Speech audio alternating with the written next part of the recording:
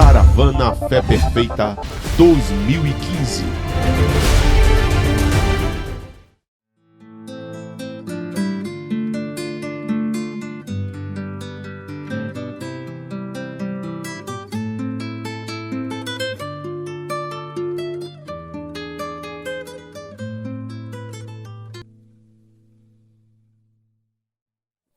Os fatos bíblicos que são narrados aqui é a de Elias com os profetas de Baal e da mulher sunamita que foi atrás do profeta Eliseu em busca da ressurreição do filho, né? Agora, o que é muito interessante sobre a vida do profeta Elias é o mistério que envolve a vida de Elias. Porque se nós lermos a Bíblia, nos capítulos 15 e 16 do livro de 1 Reis, a Bíblia faz questão de relatar o nome do profeta e quem foi o pai do profeta. A Bíblia é precisa nessas coisas. Ela falava sobre, aqui no capítulo 16, no reinado, não é? Além disso, por intermédio do profeta Jeú, filho de Anani, chegou a palavra do Senhor. Veja, profeta Jeú, filho de Anani. Se você pegar todos os profetas e os reis, a Bíblia, além de falar sobre o rei, fala sobre quem foi seu pai.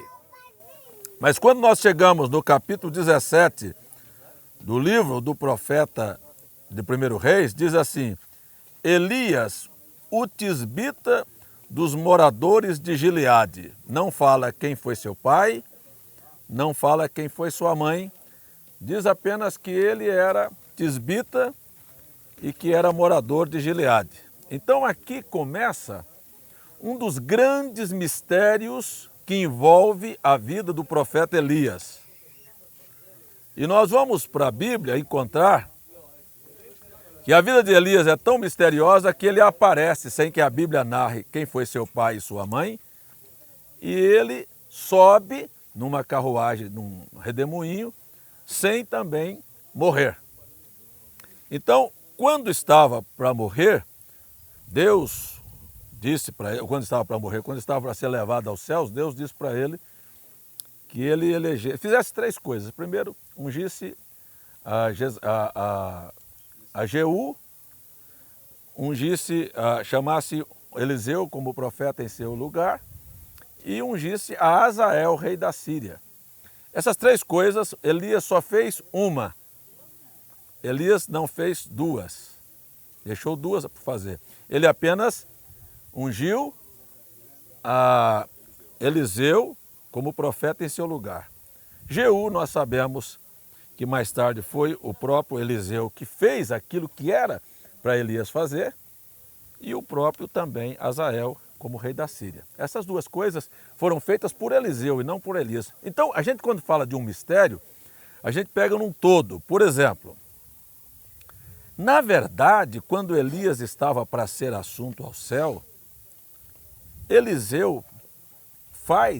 Elias faz uma pergunta para Eliseu: o que queres que eu te faça antes que seja tomado de ti? Ele disse: quero porção dobrada, olha só essa frase, do teu espírito. Do teu espírito. Você vai ver que na verdade não se tratava aqui de um homem realizar aquilo que Deus disse para ele fazer, mas um ministério daquele homem queria dar continuidade na vida de Eliseu. Então você tem que quando Elias é tomado, ele deixa a sua túnica e então você vê sobre a vida de Eliseu o ministério de Elias se repetir mais em uma porção dobrada. Então nós temos aqui a segunda manifestação daquele Espírito de Deus que estava sobre Elias, aquela unção manifestada na terra, na vida do profeta Eliseu. Na Bíblia, no livro de Lucas, no Evangelho de São Lucas, a Bíblia relata o aparecimento de João Batista. E o próprio anjo disse ao pai de João Batista, a Zacarias, que João Batista viria no espírito e virtude de Elias. Então você tem novamente o ministério, não o homem Elias, nem uma reencarnação, porque Elias não morreu, foi levado ao céu, mas a unção que estava sobre Elias agora de volta em João Batista com uma característica muito clara. Elias viveu no reinado do rei Acabe quando Israel estava num momento de apostasia. Foi extremamente contrário ao casamento de Acabe com Jezabel. Esta era uma da posição. E você vai ver que esta unção passa sobre Eliseu a ponto de exterminar a casa de Acabe e Jezabel e vai se manifestar em João Batista, lá na frente, também contrário ao casamento de Herodes com Herodias e contra a religião apostatada do dia. E era a característica de Elias ao ponto de desafiar Israel aqui no Carmelo. Então você vê que era a virtude do ministério de Elias que estava se manifestando em João Batista. Quando Jesus foi perguntado pelos discípulos por que diz a Escritura que era necessário Elias vir primeiro. E Jesus, não é, de maneira sábia, usa os dois termos, dois tempos do verbo, o passado e o futuro. Ele disse, em verdade, Elias virá, futuro, primeiro e restaurará todas as coisas. Mas aí volta e diz, em verdade vos digo que Elias já veio.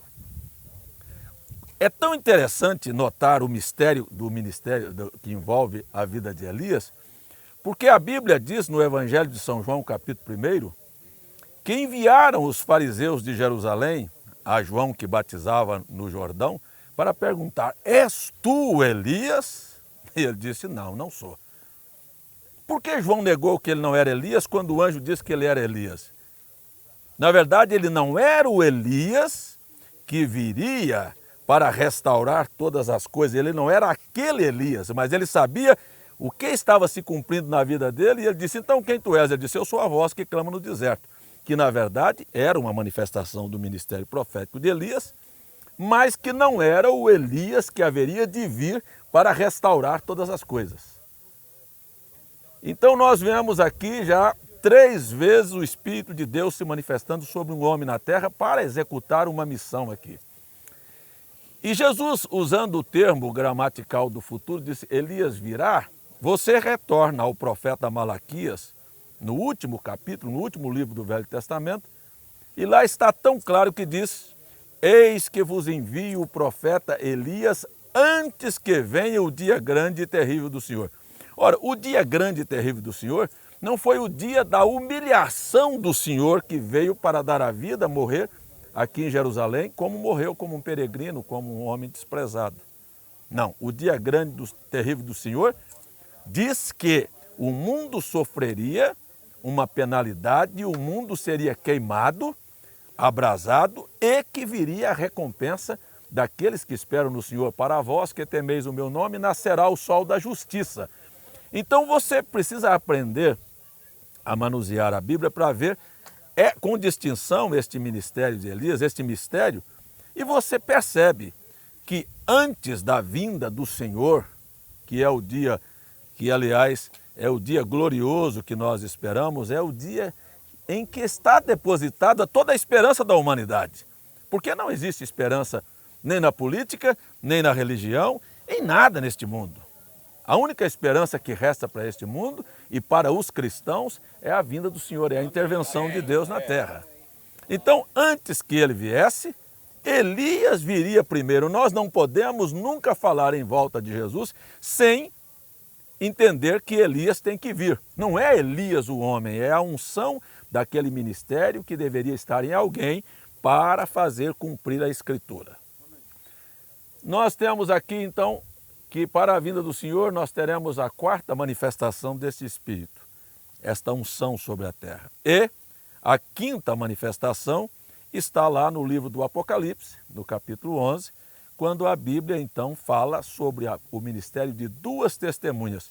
Quando o Evangelho, a porta da graça, se fechar aos gentios, se abrirá novamente aos judeus, e Elias e Moisés. Por que diz Elias e Moisés? Se você pega a Bíblia, você vai ver que a Bíblia dá as características desses 2 profetas. Primeiro dizendo que eles têm poder para fechar os céus para que não chova. Quem fez isso? Elias. E ferir a terra com toda a sorte de pragas quanto quiser. Moisés.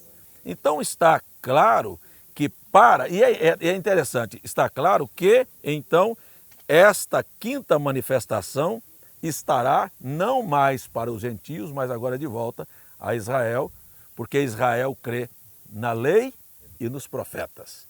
Então eles estarão de volta trazendo a lei, a evidência da lei e o cumprimento da lei e dos profetas, que é Cristo, para os judeus. É de se notar assim, veja, nós temos na Bíblia com clareza que Jesus vem 3 vezes. A primeira vez ele veio para morrer, a segunda vez ele virá para arrebatar a igreja e a terceira vez ele virá com a igreja. Veja, o que Deus faz uma vez, você pode notar que ele fará todas as vezes. Para a primeira vinda ele tinha um profeta com espírito e virtude de Elias, que foi João Batista. Para a segunda vinda ele terá uma unção sobre um homem para a vinda do Senhor, que é Elias. E para voltar o evangelho para os judeus, que é a terceira vinda, quando ele vem para estabelecer o reino do milênio, Elias teria que vir. Então, antes de cada aparição do Senhor na terra, Elias apareceu primeiro. Então é muito mais do que falar em um homem que veio aqui e fez fogo descer do céu. Existe na Bíblia um mistério envolvendo a vida de Elias, que não tem nada a ver com reencarnação, mas que tem a ver de um propósito divino de mandar uma unção sobre a terra para cumprir um propósito. Então é isso que eu gostaria de falar sobre Elias aqui. Obrigado.